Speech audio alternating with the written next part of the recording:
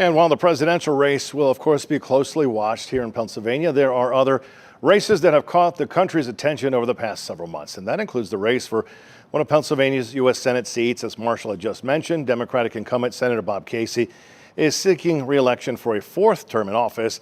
His opponent is Republican businessman Dave McCormick. Fox 43's James Corrigan. He is live with McCormick's camp in Pittsburgh with some of the key things to watch in this race tonight, James.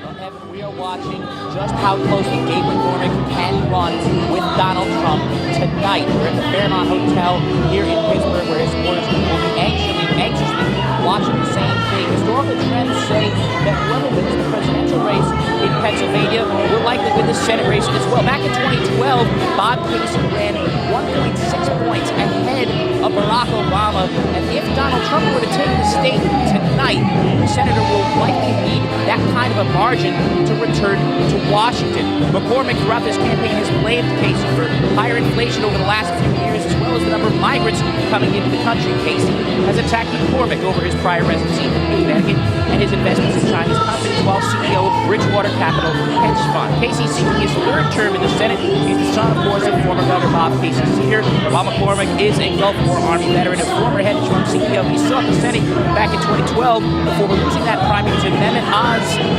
in that year. Now, the batch of mail-in votes, the batch of early votes that we just got in Pennsylvania tell a very interesting story as it relates to the Senate race. Dave McCormick running less than a point behind Donald Trump, and Bob Casey was running less than a point ahead of Kamala Harris. The polls had showed that was supposed to be a wider gap for Casey. So those early batches of votes, about 210,000 or so of votes, they may not tell the whole story of the race just yet. They certainly don't.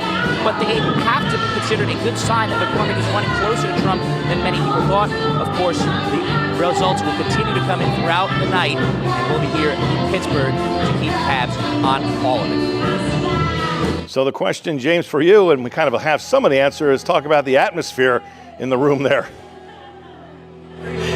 Well, in case you couldn't tell, Evan, it's a party-like atmosphere so far, a political party, if you will. The band rocking behind us with some Gloria Gaynor. Dave McCormick supporters started trickling in at 7:30. They're enjoying some food. They're enjoying a little bit of a drink as well. So they're having a good time thus far. They will certainly have a better time if their man, Dave McCormick, pulls it out here tonight. All right, James Corrigan live in Pittsburgh. Thank you very much. We'll be checking back with you the rest of the evening and probably well into tonight. James, thank you so much.